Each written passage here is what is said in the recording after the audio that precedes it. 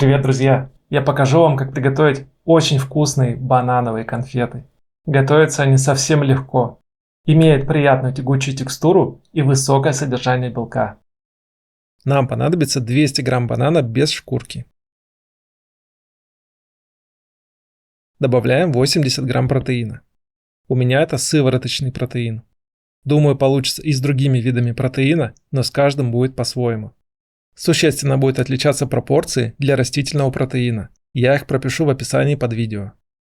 Также нам понадобится 30 грамм любого масла, у меня кокосовое. Соединяем все ингредиенты с помощью блендера до однородности.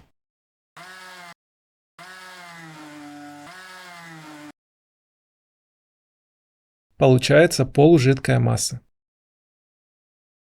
Перекладываем ее в сотейник. Здесь важно использовать антипригарную посуду и желательно с толстым дном. Отправляем на самый низкий огонь и увариваем до загустения при постоянном помешивании. Паста начинает густеть снизу, важно хорошо промешивать и не оставлять комочки на дне. Удобнее всего это сделать с помощью силиконовой лопатки. Комочков все больше и больше, не пугайтесь, в данном случае это нормально. Совсем скоро паста превратится в один большой комок.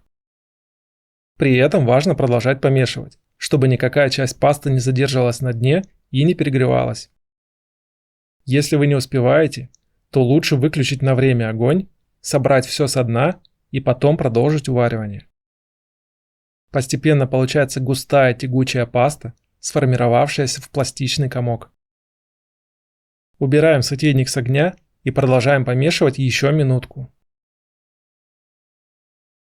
Когда масса немного остынет, заворачиваем ее в пищевую пленку и отправляем в холодильник до полного охлаждения. Для покрытия нам понадобится 100 грамм шоколада без сахара.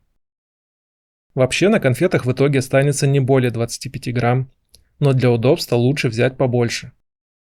Лайфхаки, как использовать оставшуюся глазурь, я пропишу в описании под видео. Ставим шоколад на водяную баню с горячей, но не кипящей водой. И растапливаем его, иногда помешивая. Когда шоколад полностью растопился, добавляем в него 25 грамм кокосового масла. Тщательно размешиваем до полного объединения. Получается жидкая, гладкая глазурь.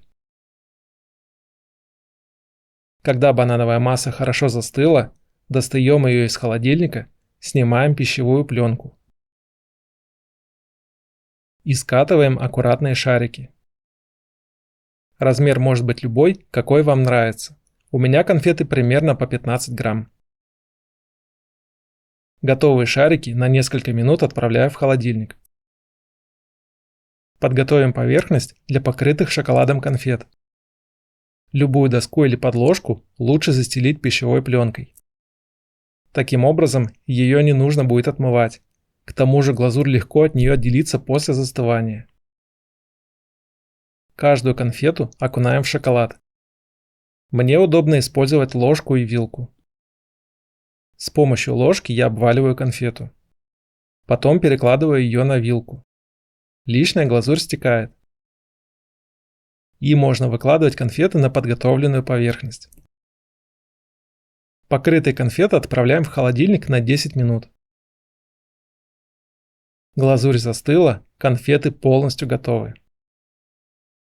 Вот такие аппетитные, круглые конфеты получились. Давайте разрежем одну. Внутри они сладко-банановые, немного тягучие и очень вкусные. Когда вы откусываете эту конфету, сначала шоколад приятно тает во рту, а потом вы чувствуете яркий банановый вкус. Вместе это очень вкусное сочетание. Рекомендую вам попробовать эти конфеты. Просто, вкусно и очень белково. Хорошего вам дня!